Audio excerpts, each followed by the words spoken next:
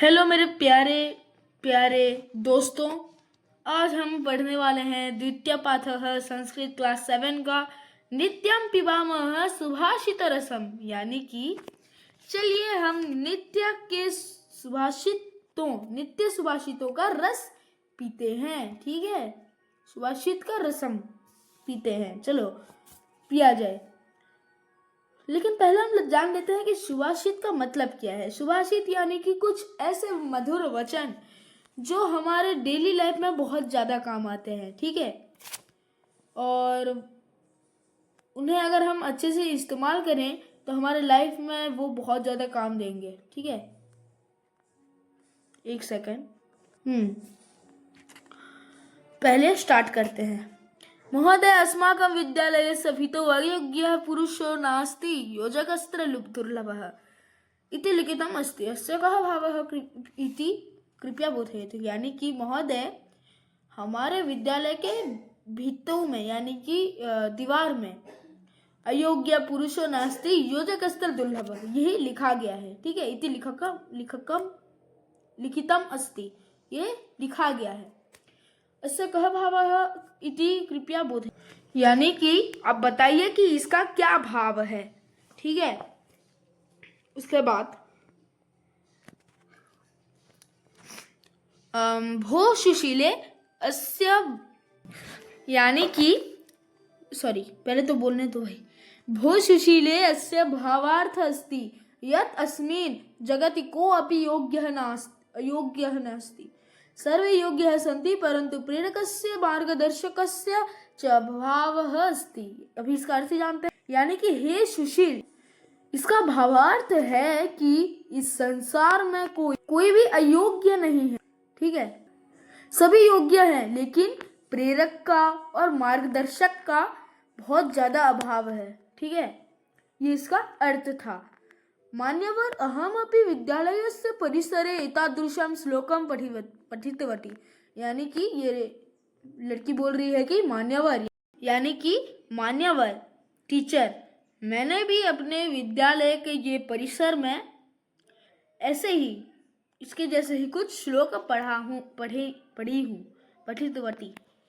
रमे, इसका नाम रमा होगा इसलिए रमे कहा गया है।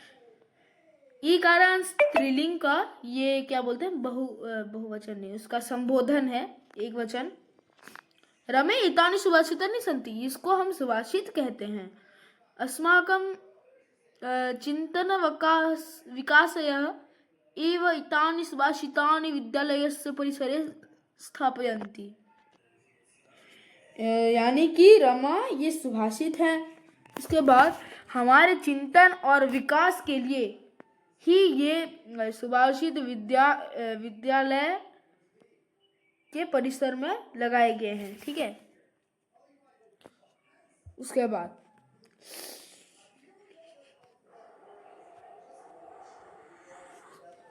अभी महोदय सुभाषितानि इत्यनेन कः अभिप्राय, यानी कि महोदय सुभाषित इससे क्या अभिप्राय है।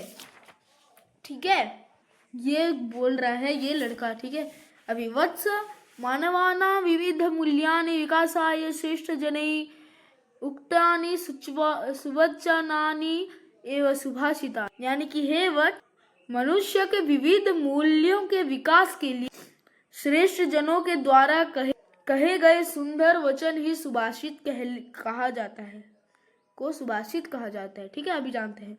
श्रीमान सुभाषितानां पठनेन कः लाभः, यानी कि श्रीमान सुभाषित पढ़ के हमें क्या लाभ। सुभाषिता नाम बोला है ना, यानी कि सुभाषितों का पढ़ने के द्वारा हमें क्या लाभ है। ठीक है, प्रिय सुरेश सुभाषित, उसका नाम सुरेश था। ठीक है, प्रिय सुरेश सुभाषितानां पठनेन अस्माकं नैतिक सामाजिकः च विकासः भवति। अस्माभिः किं कर्तव्यं किंच न कर्तव्यम् इति सुभाषितानि बोधयन्ति। ठीक है, यानी कि प्रिय सुरेश, सुभाषित को पढ़ने से हमारा नैतिक और सामाजिक विकास होता है, भवति होता है। हमारे द्वारा क्या करना चाहिए और क्या नहीं करना चाहिए, ऐसा सुभाषित बोध करते हैं। ठीक है, अभी नेक्स्ट ऊपर, अहो वयम अपि सुभाषितानां पठितुम इच्छामः, कृपया अस्मान् पाठयतु। यानी कि अरे हमें भी सुभाषित पढ़ना है, हमको इच्छा है सुभाषित पढ़ने का। कृपया अस्मान् पाठयतु, कृपया हमें पढ़ा दीजिए।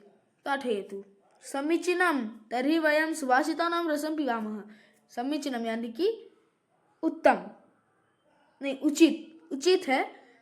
तो तर्हि यानी तो हम सुभाषितों का रस पीते हैं।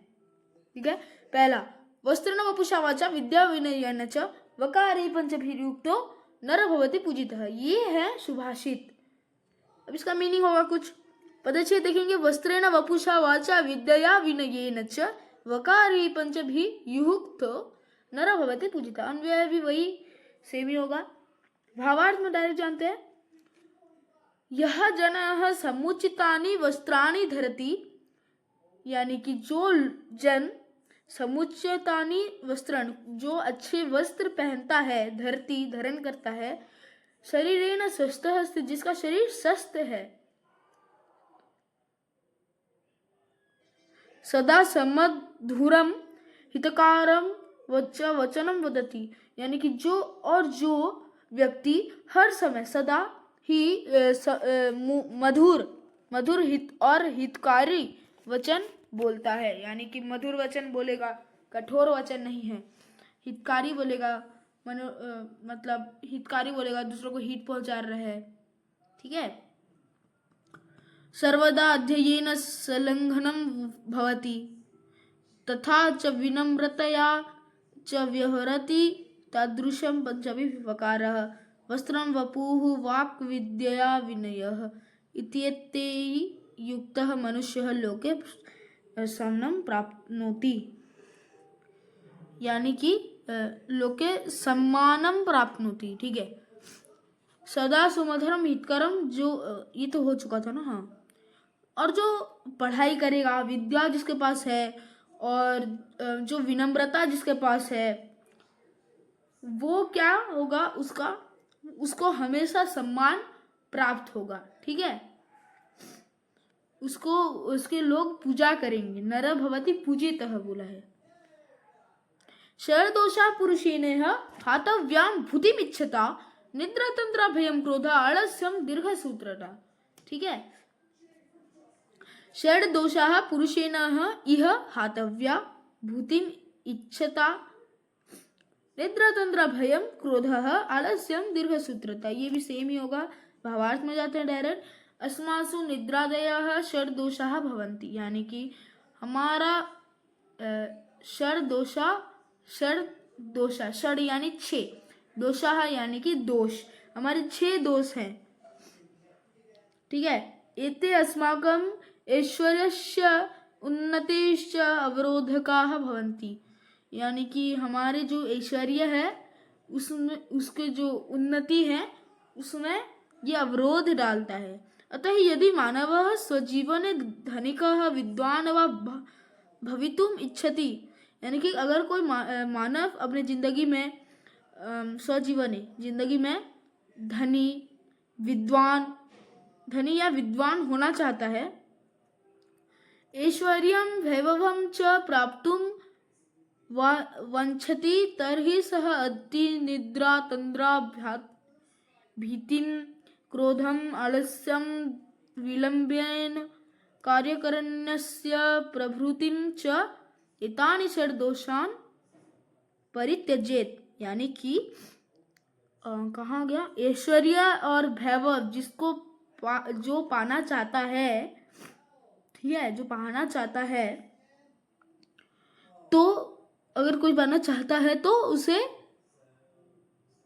जो निद्रा है, उसका जो सोना, स्लीपीनेस, उसको ज़्यादा नींद नहीं करना चाहिए। उसको तंद्रा यानी हड़बड़ी उसको नहीं करना चाहिए। और भीतिम, उसको डर नहीं आना चाहिए। भयम क्रोध बोले ना, भीतिम, भीतिम यानी डर। फिर क्रोधम, क्रोधम यानी क्रोध, एंग्रीनेस। आलस्यम, उसको आलस्य और विलंबन यानी कि जो लेट जो नहीं आते हैं क्या, उसको पंक्चुअल होना पड़ेगा, ठीक है।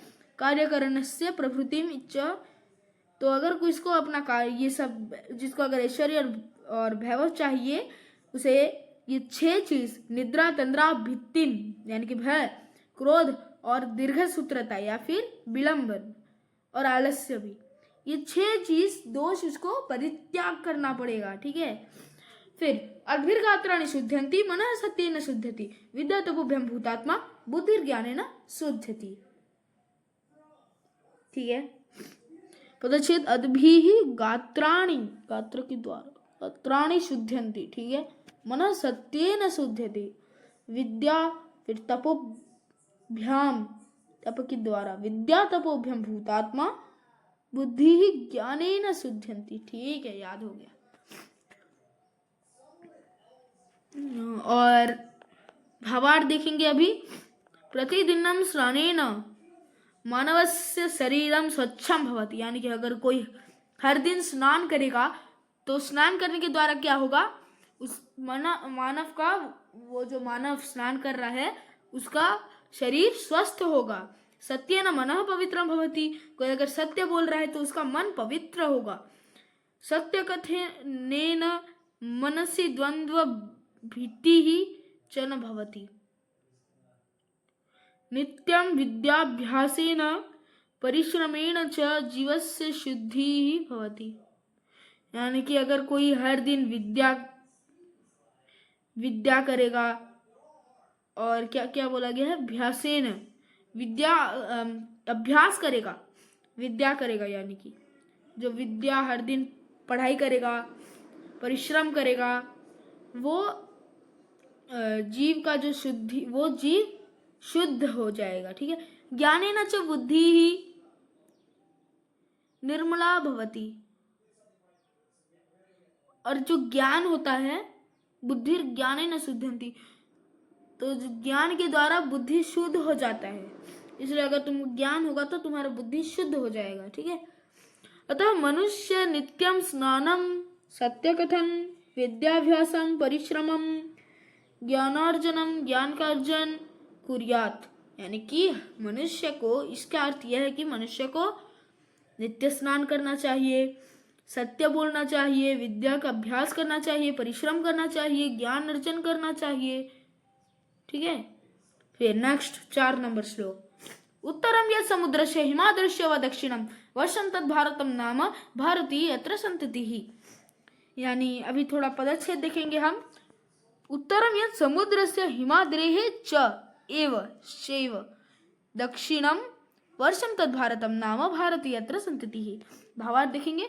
अस्मिन् सुभाषिते सुभाषितकराः भारतस्य भौगोलिकं स्वरूपं वर्णयति। हिंद महासागरस्य उत्तरभागे हिमालयस्य च दक्षिणभागे यः भूभागः अस्ति तस्य भूभागस्य नाम भारतवर्षम् अत्रत्याः नागरिकाः भारतीयाः इति प्रसिद्धाः, यानी कि आप जानते हैं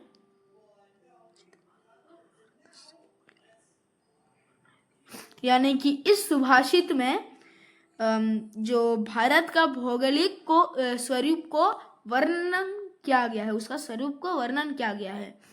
हिंद महासागर के उत्तर भाग में, यानी हिंद महासागर यानी इंडियन ओशियन के ऊपर भाग में, ठीक है, हिमालय से दक्षिण भाग, और हिमालय के दक्षिण भाग में जो भूभाग है, ठीक है, जो ज्योग्राफिकल एरिया है, तस्य भूभागस्य नाम भारतवर्षम, उसका नाम है भारतवर्षम या फिर भारत, ठीक है। अत्रत्या नागरिका भारतीय इति प्रसिद्ध, इसका जो नागरिक है वो भारतीय है, ठीक है।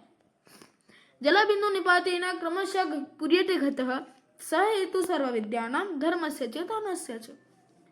जलबिंदु निपातेन क्रमशः पूर्यते घटः स हेतु सर्वविद्यानां धर्मस्य च धनस्य च, ठीक है। अब भावार्थ जानेंगे। यथा निरंतरम, एक इतना ही है। यथा निरन्तरं जलस्य बिन्दूनां पतनेन रिक्तः अपि घटः पूर्णः भवति, तथैव जीवने निरन्तरम् अभ्यासेन सामान्य अपि मानवः सर्वप्रकारकं ज्ञानं धर्मं धनं च लभते। यथा, यथा यानी फॉर एग्जाम्पल, तो जैसे कि निरंतरम जलस्य यानी कि बहुत लगातार अगर कोई बूंद गिर रहे होंगे, ठीक है, बूंद, तो वो जल का जो बूंद गिरेंगे तो एक घट या फिर क्या बोलते हैं, घटिका नहीं, ये जहाँ पे जो पॉट है उसको भर सकता है, ठीक है।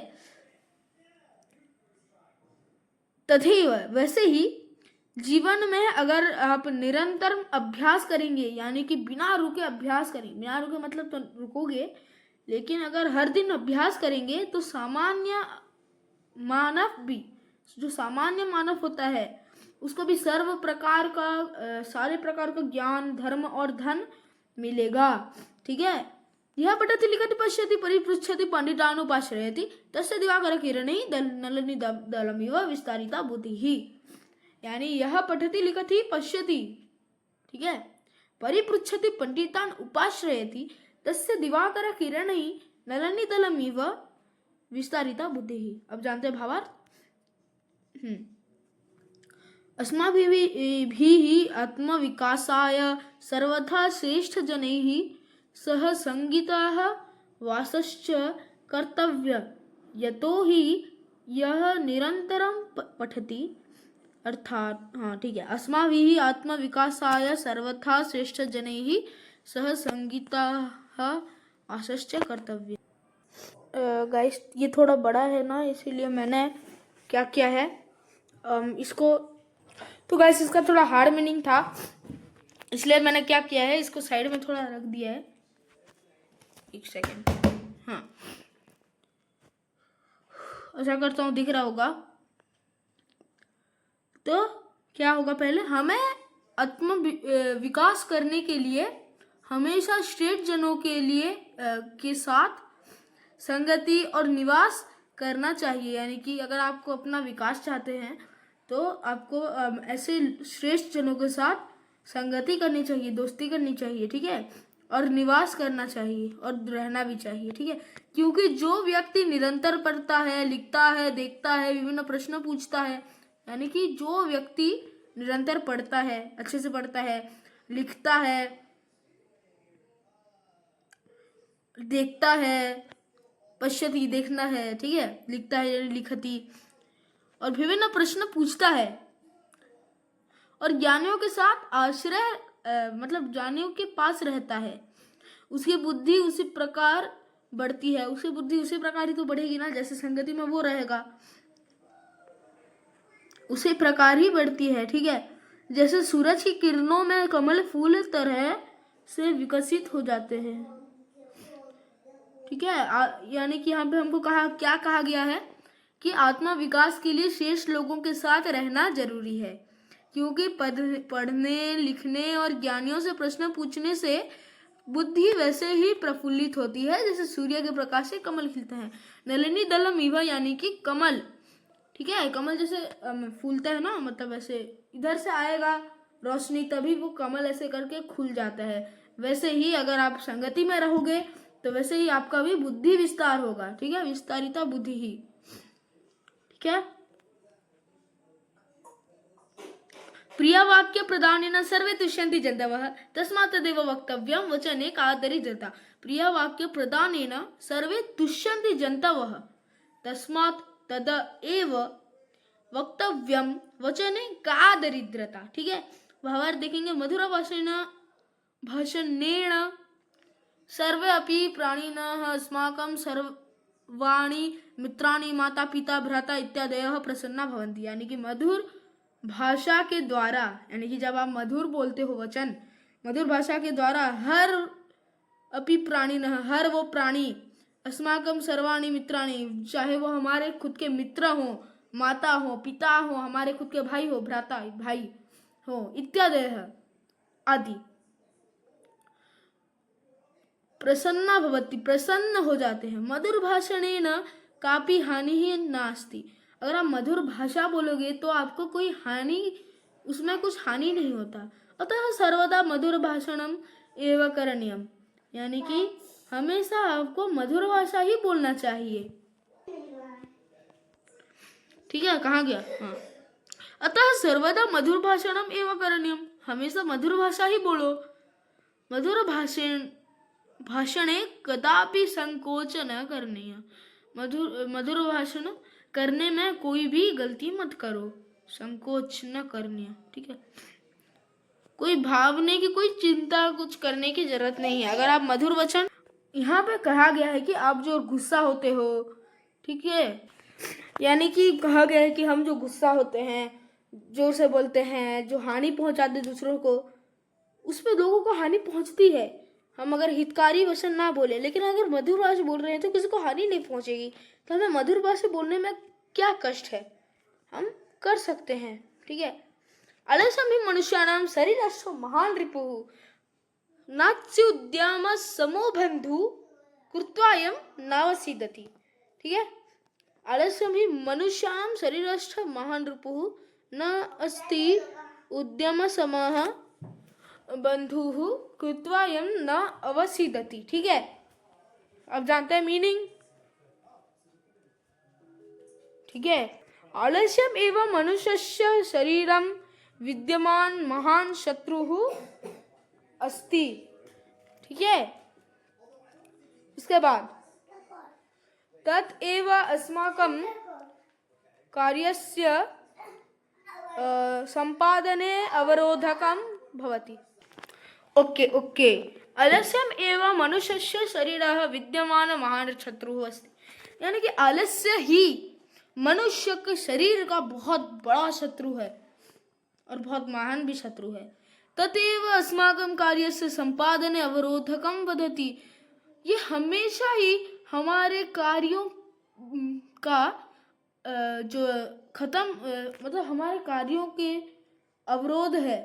ठीक है, हम अपने कार्य कंप्लीट नहीं कर पाते आलस्य के लिए। ठीक है, परिश्रमः एव अस्माकं वास्तविकं मित्रम् अस्ति, परिश्रम ही हमारा वास्तविक मित्र है। यह परिश्रम करोति सह कदापि दुखम न प्राप्नोति, जो क्या बोलते हैं, जो परिश्रम करता है उसे कभी भी दुख प्राप्त नहीं होता, उसे सिर्फ सुख प्राप्त होता है। और ये लास्ट है, अष्टादश पुराणेषु व्यासस्य वचनद्वयम् परोपकारः पुण्याय पापाय परपीडनम्। ठीक है, जानते हैं, अष्टादश पुराणेषु व्यासस्य वचनद्वयम् परोपकारः पुण्याय पापाय परपीडनम्। थोड़ा ये हमने पढ़ लिया, अभी भावार्थ पढ़ेंगे। महर्षि वेद व्यासस्य अष्टादश पुराणानां सारः वचनद्वये अस्ति, परेषाम् उपकारेण पुण्यं भवति, परेषां पीडनेन पापं भवति इति। ठीक है, अतः अस्माभिः सर्वदा परोपकारः करणीयः, इसलिए हमें हमेशा परोपकार करना चाहिए। अन्येषां पीडनम कदापि न करणीयम, या फिर हमें कभी भी पीड़ा नहीं करना चाहिए। अगर हम दूसरों का परोपकार नहीं कर पाए तो हमें उसे पीड़ा नहीं पहुंचाना चाहिए। ठीक है, और ये दोनों जो हमें ये क्या बोलते हैं सार है दोनों, यही बताया गया है उसमें भी। ठीक है, नेक्स्ट वीडियो में हम ये चैप्टर का एक्सरसाइज करेंगे और चैप्टर 1 का भी। मिलता हूँ सबसे अगले वीडियो में, तब तक के लिए बाय बाय।